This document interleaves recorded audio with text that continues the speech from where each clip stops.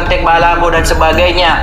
Sekarang bang, kalau kita uji, coba apa arti alif lam mim? Gak ada yang bisa. Semakin belajar Al-Quran akan semakin ngaco. Gini, Bang Edis, pahami dulu Al-Quran. Sama seperti kita juga yang muslim. Kalau kita Bible cari sisi kesalahannya, isinya kesalahan semua. Tapi coba cari kebenaran, maka kamu akan ketemukan kesalahannya, itu yang jadi masalah. Orang yang tertipu dan paling tertipu, bodoh selagi-lagi tertipu. Kalian menyangka akan adanya masa depan. Kalian menyangka masa depan yang kalian prediksi untuk kekhawatiran kepada diri kalian.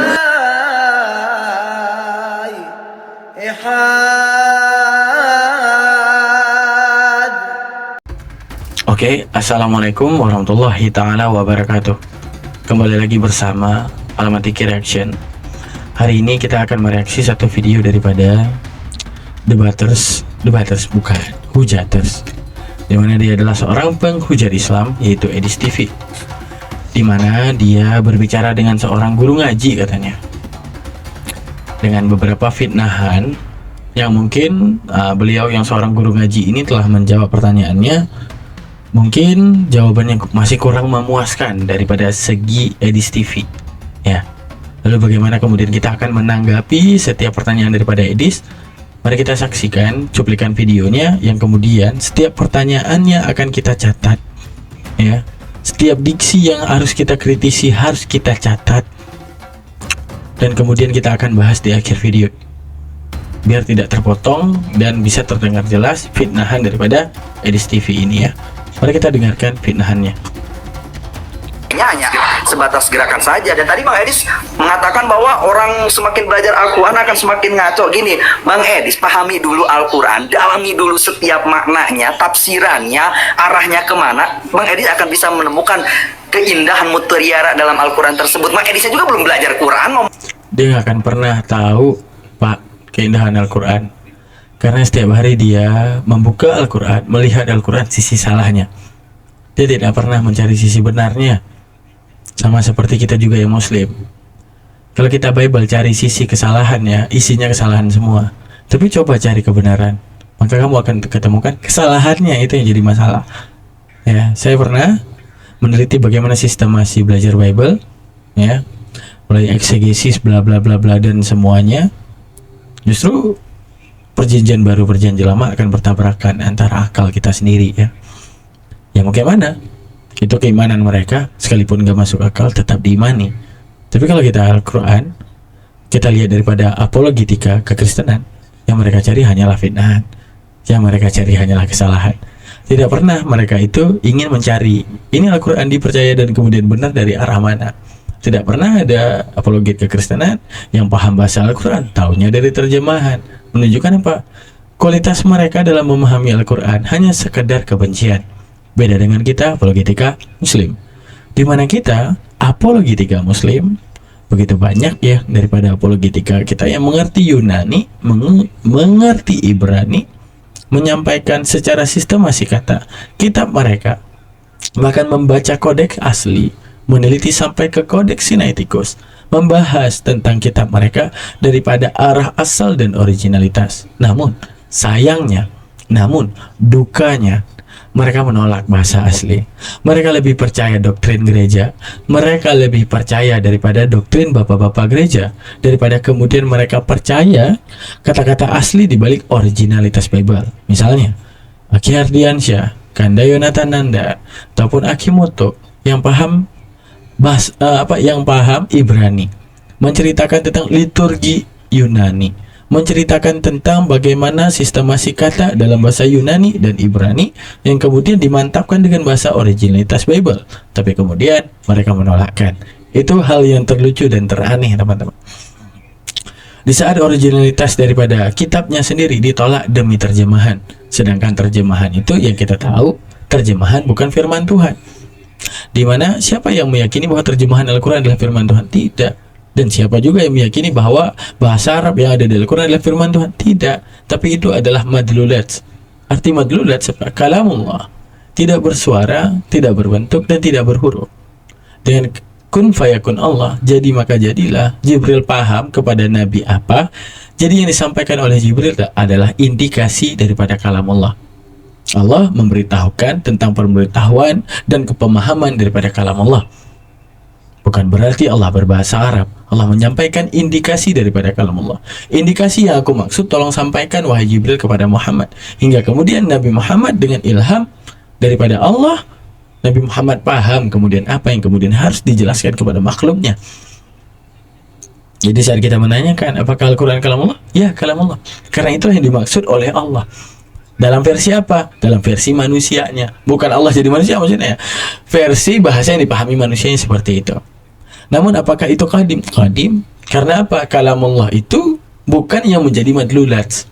Artinya bukan menjadi madlulat. Apakah kertasnya itu adalah firman? Bukan. Apalah tintanya adalah firman? Bukan. Namun apakah tulisannya adalah firman? Tidak. Namun apa arti kalamullah yang berbentuk firman itu? Maksud daripada kalamullah, indikasi daripada kalamullah. Ketika Allah menjadikan Allahul ladzi khalaqas samawati wal arda wa ma bainahuma. Allah mengatakan dirinya menciptakan langit dan bumi dan beserta apa yang ada di antara keduanya. Andaikan kalamullah itu dibakar, dihancurkan, dihilangkan, apakah kita bisa menolak hanya karena dibakarnya Al-Quran kepada Allah yang menciptakan langit dan bumi? Tidak, hukumnya akan terus berlaku. Maksud daripada kalamullah tetap berlaku. Misalnya, dikatakan apa? Al-Quran dibakar seluruh dunia. Namun apakah Yesus benar-benar Tuhan? Tidak. Yesus tidak Tuhan.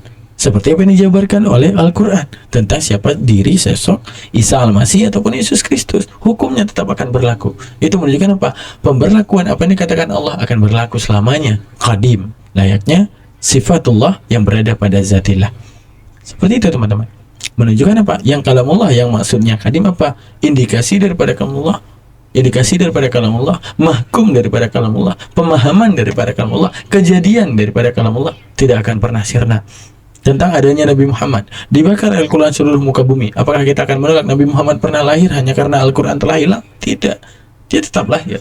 Apakah kita akan menolak adanya Islam karena Al-Quran sudah tidak lagi? Tidak, Islam pernah ada.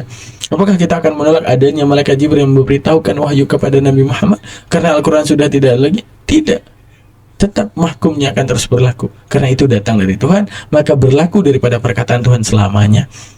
Seperti itu.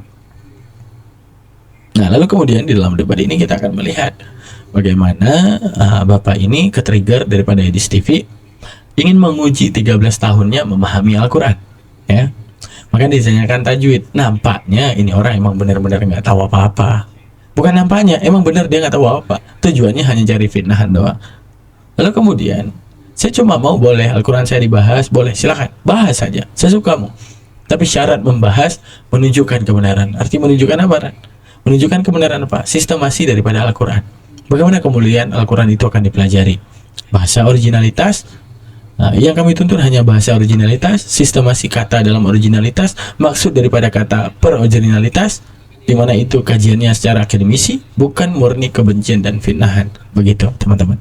Mengomentari Al-Quran ini 13 tahun, Bang. 13 tahun di mana Bang Adi semua? Tahun. Kan cuma ceritain tadi, Bang. Masa saya ceritakan lagi, iya kan? Coba gini ya, Masalah yang ini kita apa kita pakai huruf headset? idhar ada berapa? Huruf idhar ada berapa? Oh Kalau iya, belajar Quran, makanya Bang, pertanyaan Abang itu Mafatain apa aja hurufnya? Huruf baik. Ini makanya muslim seperti ini. Makanya kita nggak nyambung begini. Saya itu Ya katanya udah belajar 13 tahun. Nah, ini ke penonton nih. Berapa huruf izhar, teman-teman? Hah? Huruf izhar ada berapa? Izhar terbagi dua. Ada izhar halqi, di mana itu menyebutkan huruf khalaq, apa? Aha, hamzah, inha, ghin, kha.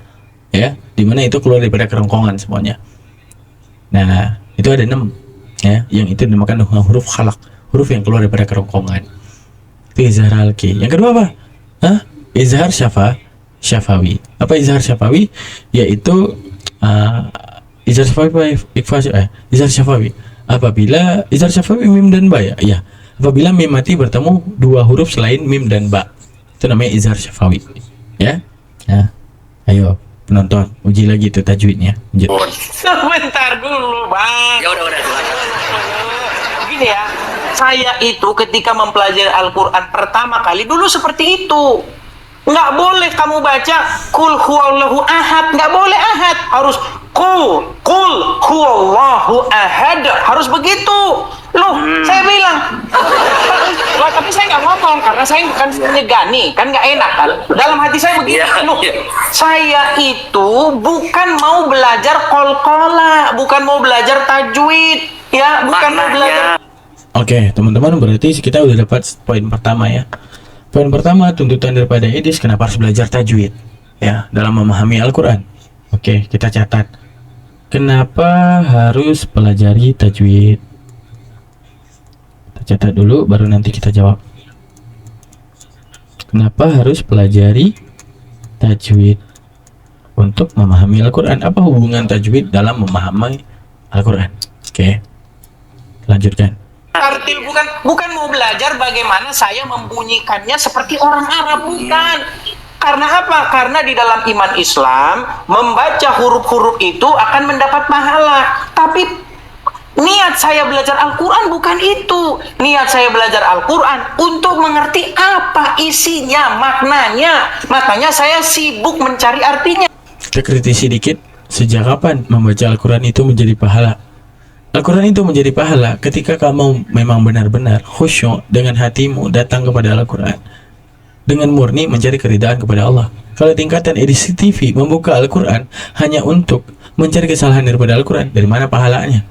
Justru setiap huruf yang dia bacakan akan menjadi murka untuknya. Jadi konteks saja dia nggak tahu di mana Allah mengistisnakan, di mana ada maksudnya. Misalnya apa ya, siapapun yang masuk mall itu dapat diskon. Artinya padahal yang masuk mall yang dapat diskon itu adalah beberapa anggota yang memang udah terkhusus ya, ataupun udah sering di mall, udah tercatat sebagai langganan resmi mall. Misalnya lu masuk, apakah lu nggak dapat dan lu protes? Enggak. Menunjukkan apa? Karena lu nggak termasuk dalam syaratnya gitu. Karena tapi orang-orang yang udah lama di mall udah tahu kenapa mereka dapat diskon gitu. Jadi pengkaitan kata semua itu menunjukkan apa? Makna sebagian. Sama seperti semua makna sebagian itu bagaimana? Kayak kita ngomong gini, apa ya kalau dalam bahasa kita, kalau seandainya menyebut setengah maksudnya,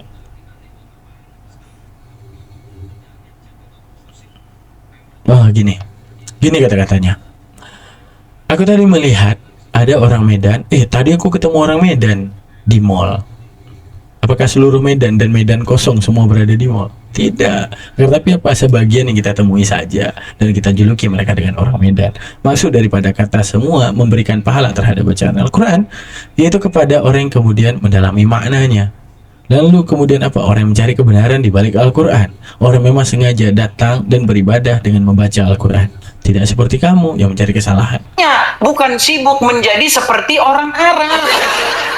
Dan maknanya itu bisa digapai dengan alatnya, Mbak Edis. Ibarat kata mau mancing, itu harus punya alat dong. Alatnya itu ilmu nahu, mantek, ba'ani, balago, untuk menggali itu. Jadi maknanya itu hanya sebatas makna yang nggak bisa ditafsirkan dengan makna letternya aja gitu, Mbak Edis. Baik, saya jawab ya. Saya jawab.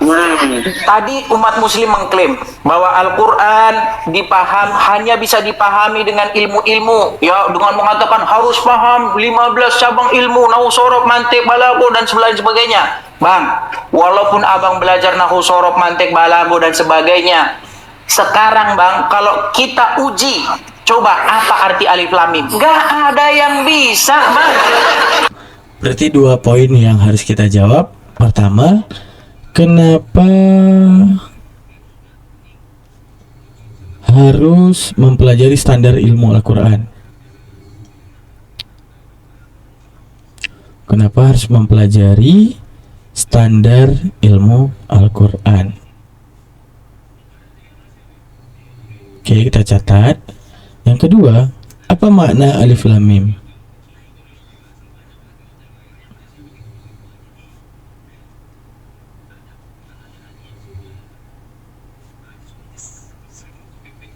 Oke, lanjut. Gak ada yang bisa. Makanya saya bilang, itu adalah kebohongan yang terus-menerus didengungkan, akhirnya semua muslim percaya bahwa untuk memahami Al-Quran harus belajar nahu sorof. Padahal di dalam Al-Quran apa dikatakan? Jika kamu ragu-ragu tentang apa yang diwahyukan kepada kamu, maka tanyakanlah orang-orang yang membaca kitab sebelum kamu.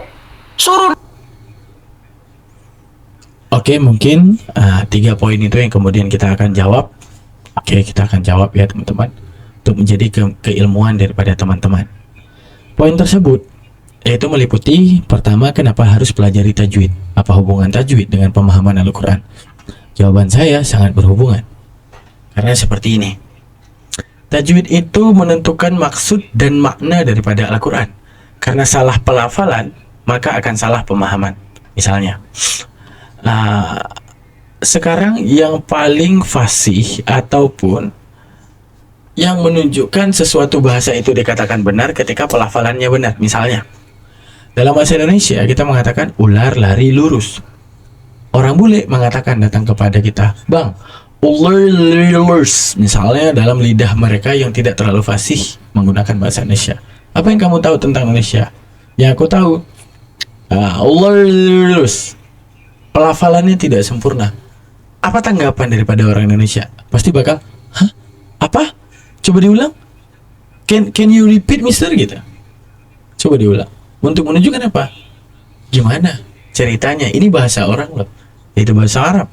Di mana pelafalan daripada bahasa Arab tersebut menunjukkan arti yang berbeda di balik pelafalannya. Jika salah pelafalan, maka arti juga akan berbeda. Misalnya, kalau kita ingin menyebutkan ada seorang pembunuh, kita harus mengatakan ra'aitu al-qatil. Ya. Ra'aitul qatil harus kita panjangkan di depan qaf. Yang itu dalam tajwid namanya mad asli. Ya.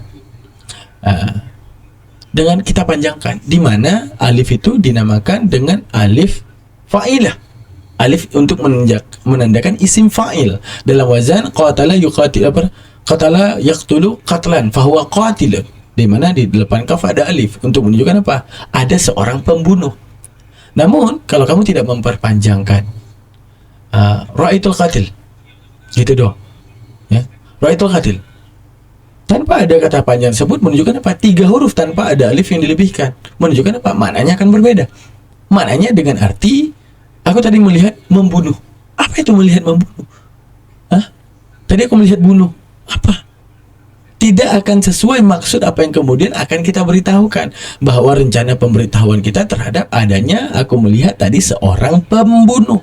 Maka saat dengan kata-kata aku melihat tadi seorang pembunuh, maka siratan kata yang kita keluarkan al-qatil, bukan qatala misal, bukan yaqtulu misal, ataupun kata-kata yang lainnya yang serupa dengan dia. Tidak, tapi wajibnya kita panjangkan alif di depan qaf untuk menunjukkan apa? Bahwa itu adalah menyatakan subjek, menyatakan tentang si pelaku. Seperti itu hubungan antara tajwid dengan pemahaman Al-Quran. Jika kamu tidak tahu tajwid, maka kamu akan divonis sebagai orang yang tidak tahu Al-Quran. Nah, sekarang Bro Edis TV udah tahu ya kelayakan di dalam pemahaman Al-Quran, yaitu kamu harus tahu bahwa Al-Quran, beda lafaz yang kamu ucapkan akan menjadi perbedaan makna. Nah, oke. Terus pertanyaan kedua, kenapa harus mempelajari standar Al-Quran? Memang, pertama, kita logikakan seandainya kamu ingin membaca satu bahasa ataupun majalah dalam bahasa Brazil, paling kurang kamu harus tahu bahasa Brazil. Tujuannya agar kamu tahu ini majalah lagi ngomongin apa, ya kan? Untuk menunjukkan apa? Pentingnya mempelajari bahasa. Dan ingat, teks itu tidak mempunyai intonasi. Jikalau saya menulis rumah itu besar, ya, apa intonasi kata tersebut? Bisa banyak intonasinya. Bisa jadi penegasan, bisa jadi itu pemberitahuan. Kalau pemberitahuan, rumah itu besar, itu pemberitahuan. Tapi kalau sudah aku bilang kan, rumah itu besar, itu penegasan. Namun teks, adakah dalam teks itu berintonasi? Tidak ada.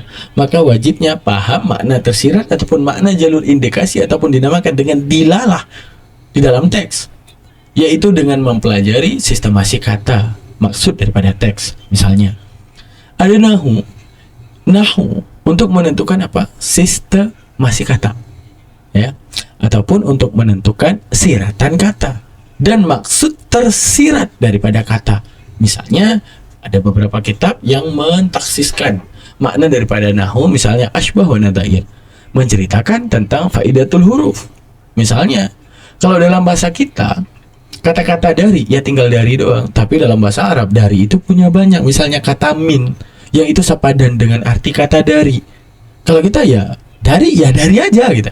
Tapi kalau mereka ada mim ba'diyah untuk menceritakan sebagian, ada mim jihatiyah untuk menceritakan arah, ada apa lagi, mim darfiyah yang menceritakan tentang kejadian yang berada di dalam, atau mim ba'diyah, mim bu'diyah ya, untuk menceritakan jauh daripada, misalnya menceritakan sesuatu yang jauh.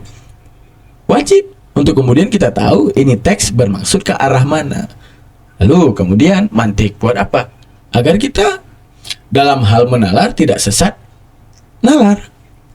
Karena hal yang bersifat kesalahan akan mudah dicari jikalau kita memusatkan sistemasi berpikir ke arah mencari kesalahan. Yang paling mudah itu yaitu mengakui kebenaran, yaitu dengan mempelajari sistemasi daripada segala ilmu tentang Al-Quran. Lalu adanya balaghah, sastrawi, ada badi'ah, ada ma'ani, ada bayan, ada tashbihat, ada kinayah. Banyak yang menceritakan tentang sistemasi sifat yang katanya itu balaghah, arti katanya itu bersastra. Sama seperti kita ngomong, waduh cantiknya matahariku. Apakah kita sedang berada di depan matahari? Tidak, tapi kita memuja seorang istri kita yang cantiknya, keindahannya bagaikan matahari misalnya. Kita aja dalam bahasa Indonesia diajarkan bagaimana penentuan sastra dalam majas, ilmu majas, personifikasi, hiperbola, ironi, dan semuanya diajarkan di sekolah. Lalu kenapa bahasa Arab tidak ada yang namanya sastrawi yang menceritakan tentang balaghahnya sebuah kalam, sastra daripada sebuah kalam? Misalnya ya, ada yang namanya dalam ilmu balaghah itu ada isti'ar. Apa isti'ar? Meminjam kata. Seperti kita mengatakan, aku tadi melihat matahari, dia cantik sekali, lipstiknya merona. Apa isti'ar? Meminjam kata. Apa meminjam kata? Meminjam kata matahari untuk mewujudkan arti perempuan cantik. Sama seperti dalam ayat-ayat mutasyabihat. Ayat-ayat mutasyabihat kata Allah, yadullah fawqa aydihim, tangan Allah di atas tangan-tangan mereka itu, dimana layaknya kita tidak pernah melihat di muka bumi ini Tuhan main home pimpa kan gini, tangan Allah di atas tangan mereka itu ya gini ya. Berarti Tuhan main home pimpa itu sama makhluknya, belum pernah terlihat. Untuk menunjukkan apa? Bahwa ini bukan maksud makna yang sebenarnya, tapi ini adalah perumpamaan makna ataupun majasnya makna daripada kata tangan yang dipinjam untuk mewakili arti kata kekuasaan. Maka wajibnya, pentingnya ilmu standarisasi Al-Quran. Jikalau memang apologetika Kristen tidak mempelajari ilmu ini, maka akan selalu dikatakan penghujat. Lalu mempelajari bagaimana ilmu mustalah. Jikalau mereka kemudian ingin membawa hadis, agar mereka tahu derajat hadis, kenapa hadis ini bisa keluar, landasan apa yang menjadi Nabi mengeluarkan hadis ini, bagaimana sistemasi kata, tinjau lagi ke nahwu sarafnya agar tahu intonasi daripada hadis, bagaimana taksis dan mukhassasnya, ini hadis umum ataupun ini hadis khusus. Penting untuk menunjukkan apa? Kita boleh berpikir apapun tentang Al-Quran dan berpikir apapun tentang hadis, tapi sesuai konteks rumus yang telah dihadirkan agar kita itu akademis dalam menentukan jawaban, akademis di dalam hal menyimpulkan. Andaikan engkau temui kesalahan dalam hadis, andaikan kau temui kesalahan dalam Al-Quran, mari berbincang, mari berdiskusi bersama orang Islam dan tunjukkan itulah kebenaran. Maka kita yang Islam juga tidak boleh menolak kebenaran yang dihadirkan apologetika Kristen jika itu memang benar sesuai standarisasi Al-Quran. Namun dalam kenyataannya tidak pernah kita dapati mereka yang paham sistemasi ilmu di dalam Al-Quran, tapi apa yang mereka gemporkan adalah isinya adalah fitnahan semata terhadap Al-Quran karena kebencian mereka. Selanjutnya, apa makna daripada alif lam mim? Mana daripada alif lam mim, wallahu alam, cuma Allah yang tahu. Kemudian Anda akan tertawa mendengar jawaban saya dan mendengar jawaban para ulama. Justru kalau Anda meneliti Al-Quran, justru itulah hebatnya Allah. Allah tahu liarnya akal manusia. Allah tahu liarnya akal manusia dalam berpikir. Dia bisa berpikir apapun. Dia bisa berpikir apapun. Misalnya, manusia dirahasiakan tentang kiamat. Lalu kemudian manusia menerka tentang kiamat. Misalnya dulu Mama Loren mengatakan ini dan itu. Ya, manusia dikatakan akan adanya kiamat, adanya kehancuran terhadap bumi. Manusia berpikir untuk pindah ke Mars. Manusia dikatakan ada sosok terakhir yaitu Dajjal. Mereka ingin pindah ke Mars biar Dajjalnya datang nanti di bumi kosong misalnya, gitu kan. Jadi otak manusia ini liar. Ya, membicarakan tentang surga, membicarakan tentang neraka tanpa meninjau pemahaman para ulama tentang surga dan neraka ataupun pemahaman daripada Rasulullah tentang surga dan neraka, tapi menjabarkan sesuka hatinya. Kan banyak ya kita dapati, ada ajaran-ajaran makrifat ya yang mengatakan apa, bertemu Tuhan ya, fana ya, merasakan apa namanya tuh diri sendiri bukanlah diri sendiri tapi udah jadi tuh, aduh banyak itu, udah nggak perlu sholat lagi ya, tahu ya ajaran makrifat bertarikah hingga nggak perlu sholat lagi, pasti kalian tahu insya Allah ya teman-teman ya.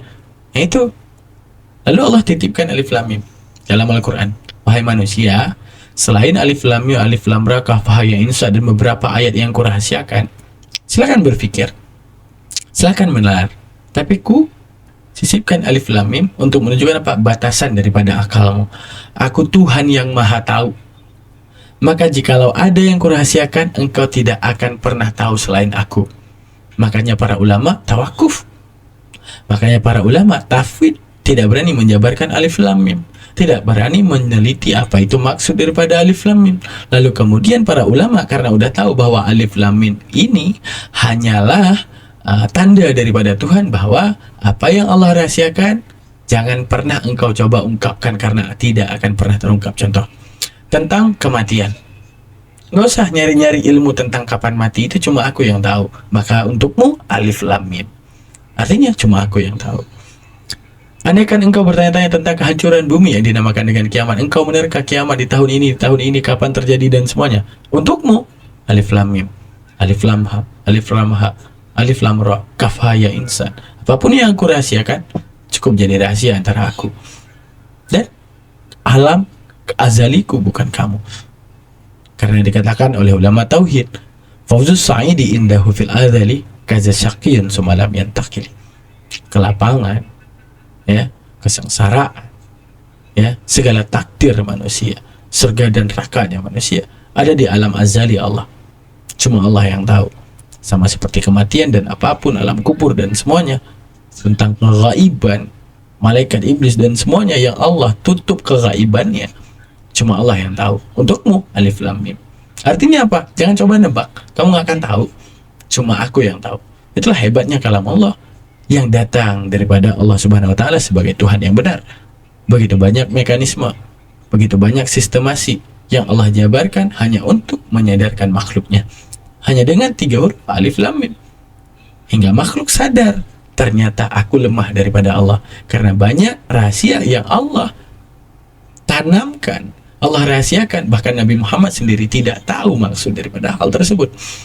Bahkan Jibril sendiri penyampai wahyu tidak tahu maksud daripada hal tersebut, cuma Allah yang tahu. Luar biasa, Masya Allah. Tidak ada kemudian yang tidak terjawab di dalam keislaman. Demikian teman-teman reaksi kita. Terima kasih banyak telah menyimak. Semoga menjadi keilmuan kepada kalian semua. Saya akhiri. Assalamualaikum warahmatullahi wabarakatuh.